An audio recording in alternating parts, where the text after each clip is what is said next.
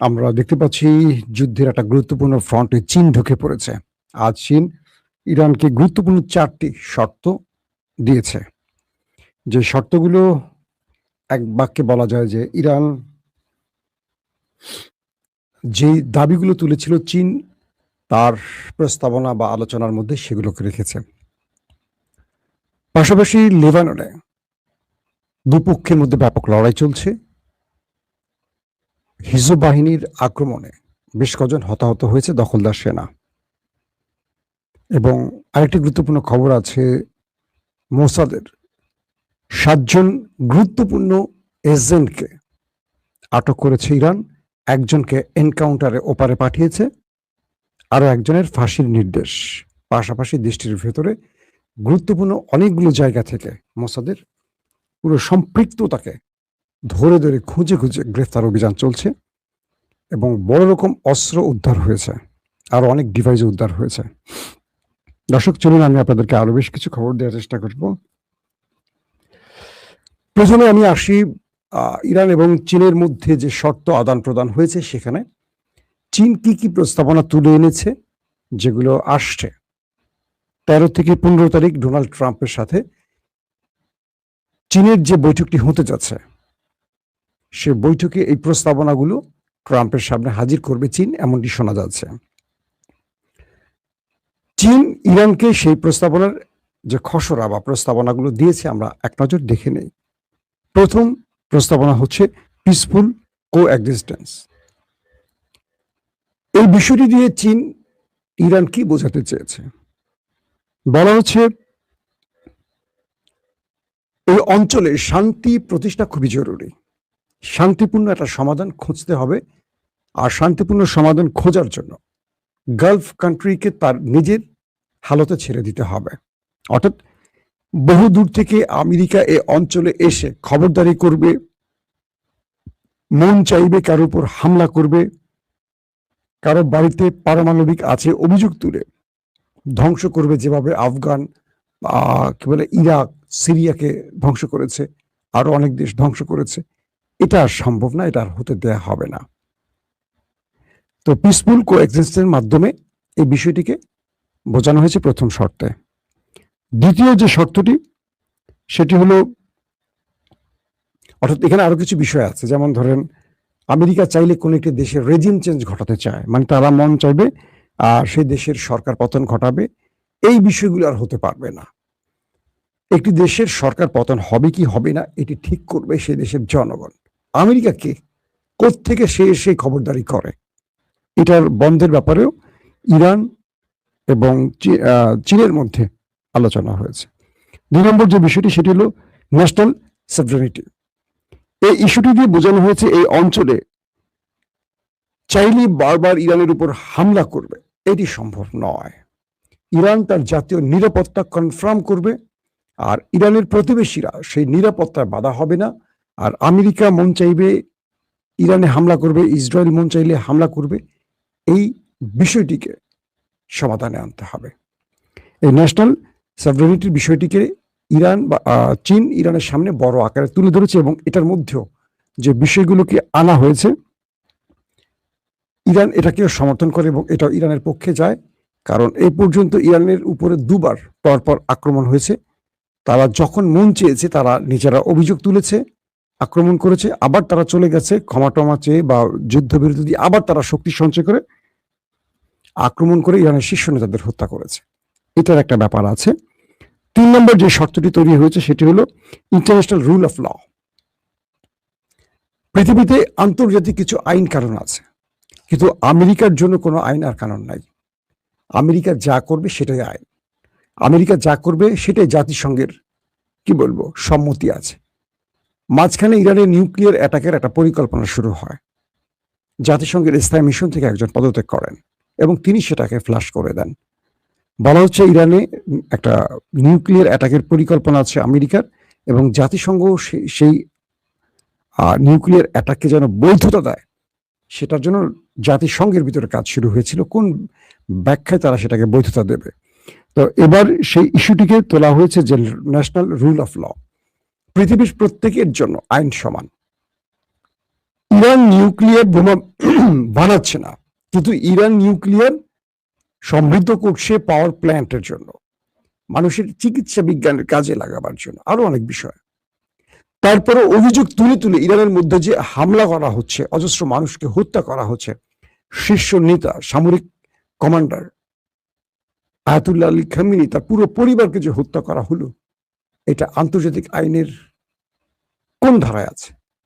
একটা স্কুলে হামলা করে প্রায় 250 শিশুকে যে হত্যা করা হলো, আন্তর্জাতিক কোন আইনে এটা আছে? কিন্তু আমেরিকা পৃথিবীর সবাইকে গণতন্ত্র বা ইন্টারন্যাশনাল রুল অফ ল শেখায়, কিন্তু তারা মন চাইলেই এক একটা দেশ ধ্বংস করে দিচ্ছে, লক্ষ লক্ষ মানুষকে মেরে ফেলছে, তারা কিন্তু নিজেরা কোনো আইন মানে না। তো এই প্রস্তাবনার মধ্যে এই ইস্যুটিও তোলা হয়েছে যে আন্তর্জাতিক যে আইন আছে সেটাকে অবশ্যই প্রত্যেককে মানতে হবে। আমেরিকার কাছে নিউক্লিয়ার বা পারমাণবিক বা অ্যাটম বোমা থাকতে পারবে, ইসরায়েলের কাছে থাকতে পারবে, ইরানের কাছে কেন নয়? ইরান প্রশ্ন তুলেছে। যদি অ্যাটম বোমা ভালো হয় তাহলে আমেরিকা ইসরায়েলের কাছে আছে, ঠিক আছে, তাহলে ইরানের কাছে কেন নয়? যদি খারাপ হয় অ্যাটম বোমা মানব জাতির জন্য, তাহলে ইসরায়েলের কাছে কেন, আমেরিকার কাছে কেন, আরো অনেক দেশের কাছে কেন? তাহলে ইরানের দোষটা কোথায়? এই বিষয়গুলো এখন আবার আসছে আলোচনায়। 4 নম্বর যে শর্ত সেটি হলো ব্যালেন্স ডেভেলপমেন্ট অ্যান্ড সিকিউরিটি। এই অঞ্চলে একটা ব্যালেন্স যেমন খুব গুরুত্বপূর্ণ, এবং উন্নয়নের ক্ষেত্রে এবং পাশাপাশি সিকিউরিটির ক্ষেত্রে। যেমন ধরুন ইরানের যে হামলা হলো, সে হামলা ইরান যে ক্ষতিগ্রস্ত হলো, এটার ক্ষতিপূরণ কে দেবে? ইরান হরমুজ প্রণালী দখলে নিয়ে তার যে ক্ষতি সেটা পুষিয়ে নেবে, কিন্তু আমেরিকা সেখানে ভেটো দেবে। তাহলে আমেরিকা চাইছে এটাকে, তার মতো সে নিষেধাজ্ঞা দেবে, তার মতো সে বিভিন্ন অর্থ ফ্রিজ করে দেবে, সে তার ইশারায় পৃথিবীকে চালাবে। এটা কি কোনো আইন? এটা কি পৃথিবীর সব মানুষের মেনে নেওয়া উচিত? দর্শক, এই 4টি বিষয় চীন ইরানের মধ্যে যে শর্তগুলো আসছে আমি আপনাদের জানালাম, এগুলো আমেরিকার টেবিলে যাবে এবং এগুলোকে বাস্তবায়নের প্রয়োজনে জাতিসংঘ পর্যন্ত পৌঁছে যাবে, সেই দিকেও এগুচ্ছে এই দেশ দুটো। এরপরে আসেন আর কিছু গুরুত্বপূর্ণ খবর, সেটি হলো যে লেবাননের সাথে লেবাননের হিজু বাহিনীর সাথে নেতাকাকুর আইডিএফ এর ব্যাপক সংঘর্ষ চলছে, এবং বলা হচ্ছে যে উত্তর ইসরায়েলে ব্যাপক ড্রোন অ্যাটাক চালাচ্ছে হিজু বাহিনী। পাশাপাশি তাদের আরো কয়েকটি শহরে ব্যাপক অ্যাটাক হয়েছে, এতে বেশ কয়েকজন হতাহতের খবর পাওয়া গেছে, এক সেনা ওপারে চলে গেছে আইডিএফ এর। পাশাপাশি নেতাকাকুর দেশের সেনাবাহিনীর আক্রমণে লেবাননের অনেক সাধারণ মানুষ প্রাণ হারিয়েছে, সংখ্যাটা অনেক। অর্থাৎ যখনই আমেরিকা ইরানের কাছ থেকে প্রেম পত্রটা বিরোহের পত্রে রূপ নিল, অর্থাৎ কি বলবো, আমেরিকার কোনো প্রস্তাবে ইরান সাড়া দেয়নি, বা ইরান যেই তার লেটার পাঠালো সেই লেটার ট্রাম্পের পছন্দ হয়নি, তখনই সুযোগটি কাজে লাগাবার চেষ্টা শুরু করেছে মিস্টার নেতানিয়াহু। বলা হচ্ছে ডোনাল্ড ট্রাম্প ইরানের চিঠিটি পাওয়ার পরই প্রথম ফোনটি করেন নেতানিয়াহুকে। নেতানিয়াহু তার জাতীয় নিরাপত্তা পরিষদের একটি গুরুত্বপূর্ণ বৈঠকে হঠাৎ ফোন দেখলে বৈঠকটি শেষ করে দ্রুত সবাইকে বলেন যে আমার মার্কিন প্রেসিডেন্টের একটা গুরুত্বপূর্ণ ফোন আসছে, আমি তার ফোনে অ্যাটেন্ড করতে যাই। এরপর দুজনের মধ্যে ফোন আলাপ হয়, এবং ফোন আলাপে এটুকু বোঝা যায় ইরানের বিরুদ্ধে তারা আরেকটা যুদ্ধের প্রস্তুতি নেওয়ার বিষয়গুলো আলোচনা করে। এরপর থেকে লেবাননের উপর ইসরায়েলের আক্রমণ ক্রমান্বয়ে বাড়ানো হয়েছে, অর্থাৎ এই ইরানের মিত্রদের উপর আক্রমণ করে ইরানের উপর চাপ বৃদ্ধির নয়া কৌশল হিসেবে এটিকে বেছে নিয়েছে ডোনাল্ড ট্রাম্প এবং বেনিয়ামিন নেতানিয়াহু। এই বিষয়ে ইরান শক্ত প্রতিরোধ বা প্রতিবাদ জানাচ্ছে। পাশাপাশি আমি আপনাদেরকে কালকে যে ব্রেকিং খবর দিয়েছিলাম, একটি F-35 নিখোঁজ হয়ে গেছে। আজকে জানা গেছে যে আমেরিকার আরেকটি যুদ্ধ বিমান দ্রুত অবতরণ করেছে। দ্রুত অবতরণ এটা খুব ভয়ঙ্কর ব্যাপার। তারপর কি হয়েছে জানা যায়নি। হঠাৎ করে এই অঞ্চলে আমেরিকার বিমানগুলো একটার পর একটা বিপদে পড়ছে কেন? এটা নিয়ে আমেরিকা মহা টেনশনে আছে, কারণ ইরান এই মুহূর্তে তার কাছে এমন কোনো টেকনোলজি ব্যবহার করছে যে আমেরিকার F-35 কেও ছাড়ছে না। সেটা কালকের খবরে পেয়েছেন, এবং আজকে জানা গেছে যে আজকে আরো একটি যুদ্ধ বিমান জরুরি অবতরণ করেছে। তার মানে ইরান এমন কোনো কৌশলে বা এমন কোনো আধুনিক প্রযুক্তি ব্যবহার করছে যাতে মার্কিন যুক্তরাষ্ট্র তার নাগালের মধ্যে আসলেই তাকে ক্লপস করে দিচ্ছে। দর্শক, গুরুত্বপূর্ণ আরো কিছু খবর আছে, যেটা হলো একটি হলো ইরানের ভেতরে দখলদারদের যে বিশাল নেটওয়ার্ক ছিল। আপনারা জানেন যে প্রথম অ্যাটাকটি 12 দিনের যুদ্ধে প্রথম অ্যাটাকটি করেছিল ইরানের ভেতরে থাকা ইসরায়েলের এজেন্টরা, মোসাদ এজেন্টরা।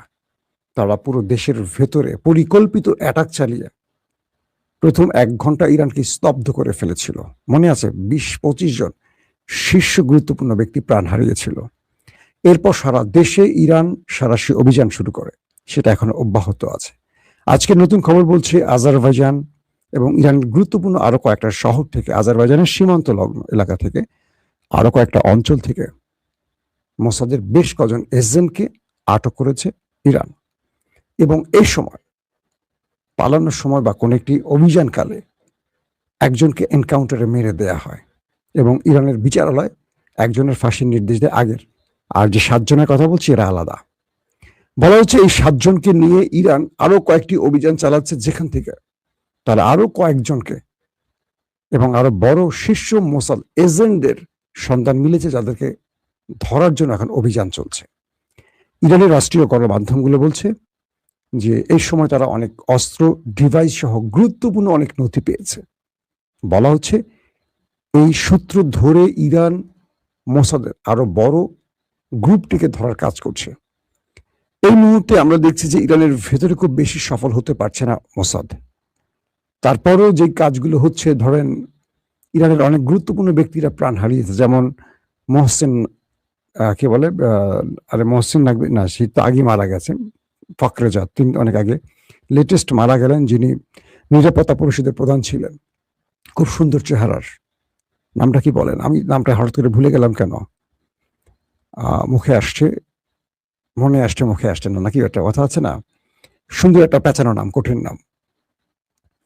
তো এই ব্যক্তিকে যে হত্যা করলো, এরপর গোয়েন্দা প্রধানকে যে হত্যা করলো, এগুলো প্রত্যেকটি মোসাদ এজেন্টের তথ্যে। তো বলা হচ্ছে ইরানের গুরুত্বপূর্ণ ব্যক্তিদের এখনো মোসাদের জালের মধ্যে আছে। আর এই জালগুলো নির্ণয় করা খুব কঠিন হচ্ছে। কেন? ইরানের গুরুত্বপূর্ণ পদে এখনো মোসাদ এজেন্টরা আছে, ধারণা করা হচ্ছে, কিন্তু তারা কারা এটা একভাবে বের করা খুব কঠিন হয়ে গেছে। কারণ ইরানের ভিতরে প্রতিটি বিষয় মোসাদ জানে, কিন্তু আগের মতো জানে না। ইরান অনেক জাল কেটে ফেলেছে। এখন অনেক মোসাদ এজেন্ট আছেন যারা ইরানের বিরুদ্ধে কাজ করছেন বা মোসাদের হয়ে করছেন, কিন্তু তারা সর্বোচ্চ সতর্ক অবস্থায় আছেন।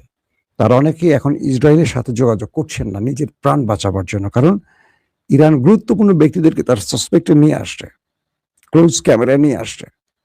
জাস্ট একটা গুরুত্বপূর্ণ ব্যক্তিকে অকারণে মেরে দিবেন, ধরছেন না, কিন্তু খুব কাছে পৌঁছে গেছেন, বাট জালটা বিছিয়ে রেখেছেন, যখন পাড়া দেবে বা জালে ঢুকবে তখন ধরা পড়ে যাবে। তো এই অবস্থায় এই 7 জনের মাধ্যমে ইরান আরো বড় চালান ধরার কাজ করছে। বলা হচ্ছে আরো অনেককে ধরে ফেলা হয়েছে, বাট প্রকাশ্যে আনা হয়নি। অর্থাৎ আরো বেশ কজনকে, কয়েক ডজন মোসাদ এজেন্টকে তালিকা করে করে রেখে দেওয়া হয়েছে এবং তাদের গতি প্রকৃতি ফলো করা হচ্ছে। আর কয়েকজনকে ধরে ফেলছে, কিন্তু ইরান তাদেরকে প্রেজেন্ট করে নাই, তাদেরকে আটক করেছে এটা জানায় নাই, কারণ তাদেরকে দিয়ে বিভিন্ন মিশনে যোগাযোগ করে বাকিদের ধরার কাজটি করছে। তো এইভাবে ইরান তার দেশের ভেতর থেকে শত্রুর এজেন্টদেরকে ধরছে, ফাঁসি দিচ্ছে। টানা ফাঁসি হচ্ছে, কিন্তু কম বেশি কয়েকদিন পরপরই দেখছি যে মোসাদ এজেন্টদের ফাঁসি হচ্ছে। আসলে এটা সম্ভব কিভাবে অনেকে প্রশ্ন করেন। যে দেশের অভাব বেশি আছে, বা যে দেশের চরিত্রহীন লোক বেশি আছে, বা যে দেশের লোভী লোক বেশি আছে, সে দেশে বিশ্বাসঘাতক থাকা খুব অস্বাভাবিক ঘটনা না। আমাদের রাজনৈতিক অঙ্গনে আমরা দেখি একটি দল করে সারা জীবন, ত্যাগী নেতা নিজেকে বলে অনেক কিছু, দলটা তার বিরুদ্ধে কোনো সিদ্ধান্ত নিলে পট করে আরেক দলে চলে যায়, এরকম আছে না? এটা দলের সাথে হয়। কিন্তু বাংলাদেশে বহু বিখ্যাত লোক আছে যাদের কথা শুনলে আপনারা মনে করবেন ফেরেশতা, মুক্তিযুদ্ধের চেতনা ছাড়া কথাই বলেন না। তাদের সফেদ পোশাক দেখলে মনে আহা, এরকম ফেরেশতার মতো লোক হয় না। কিন্তু এরা সব ফিফথ কলামের লোক, মানে ইসরায়েলের মোসাদ কিংবা ভারতের রয়ের লোক। এরা বাংলাদেশে যেমন আমাদের ডক্টর আব্দুল নূর তুষার কথাগুলো শোনেন, খুব মুক্তিযুদ্ধের মানে খুব ভালো লোক, খুব মনে হবে শুনলে। খোঁজ নেন ভালো করে, তার চারিত্রিক অবস্থা দেখেন, কোন কোন গ্রিপে আছে। বাংলাদেশে এরকম প্রচুর লোক আছে, অনেক লোক আছে। আমি নাম একটা উদাহরণ দিলাম, মানে আমি তাকে বলি না যে সে রয়ের লোক, কিন্তু বললাম তার কথা শুনলে মনে হয় এরকম। কিন্তু এরা কাদের লোক খোঁজ নেবেন। এরা সব ফিফথ কলাম, ফিফথ কলাম তো নতুন করে বলতে হবে না। এরা বিদেশি গোয়েন্দা সংস্থার হয়ে বাংলাদেশে কাজ করেন, যারা বাংলাদেশে সেকুলার নীতিকে প্রকাশ্যে আনবেন, ধর্মকে কটাক্ষ করবেন, ইসলামকে বিভাজিত চেষ্টা করবেন এবং দেশপ্রেমের নাম করে ইসলাম বা জাতীয়তাবাদের মধ্যে অনৈক্য সৃষ্টির কাজ করবেন এবং জাতীয় স্বার্থের বিরুদ্ধে তারা সোশ্যাল ক্যাম্পেইন করবেন। এরকম অনেকগুলো বিষয় থাকবে। দেখবেন বাংলাদেশে লালমনিরহাট নিয়ে এখন আলোচনা আছে, লালমনিরহাটে একটা বড় উদ্যোগ নিতে চাচ্ছে। এটা প্রফেসর ইউনূস শুরু করছেন, তারেক রহমান হয়তো সেই পথে যাবেন। বিমানবন্দর হচ্ছে, একটা এয়ারওয়েজ হবে, সেখানে হ্যাঙ্গার তৈরি হচ্ছে বিমান রাখার সব। দেখবেন ইন্ডিয়া এটাকে কোনোভাবে হতে দেবে না। তো দেবে না, কাদেরকে মাঠে নামাবে? এই বাংলাদেশের ফিফথ কলামকে নামাবে। এরা বিভিন্ন রকম কথা বলবে, এখানে পাখি উড়ে যায়, পাখির জীবন নষ্ট হবে, এখানে এটা হয়, এখানে প্রাকৃতিকভাবে এই নদীটা মরে যাবে। বালচাট কিছু জানে না, কিন্তু এরকম চিবিয়ে চিবিয়ে কথা বলবে শুদ্ধ করে। এরা এভাবে দেশকে, ওই ইন্ডিয়ার দালালিটা এইভাবে ঘুরিয়ে পেঁচিয়ে করে। এরকম ইরানের মধ্যেও আছে যারা অর্থের কাছে নিজেকে বিক্রি করে, অভাবের কাছে বিক্রি করে। এরকম দুর্বল লোকদেরকে এরা খুঁজে এজেন্ট বানায়। আবার ওইখান থেকেও এরা আসে, বিভিন্ন দেশের, ইসরায়েলের না, আরবের নাম করে এসে ইরানে বসবাস করছে। আরবের জনগণ আরবই জানে, সব আরব, কিন্তু এরা মূল শেকড়টা হলো ইসরায়েলের। এরা এজেন্ট হয়ে কাজ করছে, এরকম অনেক। তো সবকিছু মিলে এই যে লিখছেন দালালরা বানাতে দেবে না, এরকমই হবে। দেখবেন বিএনপি আওয়ামী লীগের একটা বিশাল গ্রুপ দাঁড়িয়ে যাবে তারেক রহমানের বিরুদ্ধে। শুধু তাই নয়, জিয়াউর রহমানের মতো তার প্রাণহানিরও আশঙ্কা থাকবে। আমার দর্শকের উত্তরে বললাম। তো আলিলা রিজানি, হ্যাঁ দর্শক আপনার প্রশ্ন ঠিক আছে, আলিলা রিজানি। আমার দর্শকরা অনেক অ্যাক্টিভ সংবাদ সম্পর্কে। এই ভদ্রলোককে যারা মারছে মোসাদ এজেন্টের তথ্যের আলোকে মারা হয়েছে। গুড। তো আমরা চাইবো বাংলাদেশের ফিফথ কলামগুলো বন্ধ হোক, আর আমরা যেন ফিফথ কলামের এজেন্টগুলোকে চিনি। শাহরিয়ার কবির কে, মুনতাসির মামুন কে, আব্দুল নূর তুষার কে, শাহেদ আলম কে, ডক্টর জাহিদ কে, এদেরকে কারা পুশিং করছে, কিভাবে পুশিং করছে। ডক্টর জাহিদের একটা প্রশ্নের ছোট্ট উত্তর দেয়। আওয়ামী লীগ আমলে উনি মিডিয়াতে খুব জোরালো কথা বলতেন, কিন্তু কখনো তাকে গ্রেফতার বা তাকে হয়রানি করেনি শেখ হাসিনা। ফিফথ কলামের ইশারাগুলো এরকম হয়, এবং তিনি এখন বিএনপি সরকারের গুরুত্বপূর্ণ উপদেষ্টা।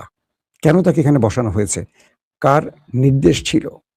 বিএনপির অনেক উপদেষ্টা, অনেক মন্ত্রী কিন্তু ওপারের নির্দেশে হয়েছে, এটা আপনারা অনেকে বোঝেন, আর কিছু বলা লাগবে না। এটুকুই বোঝেন ফিফথ কলাম কাকে বলে।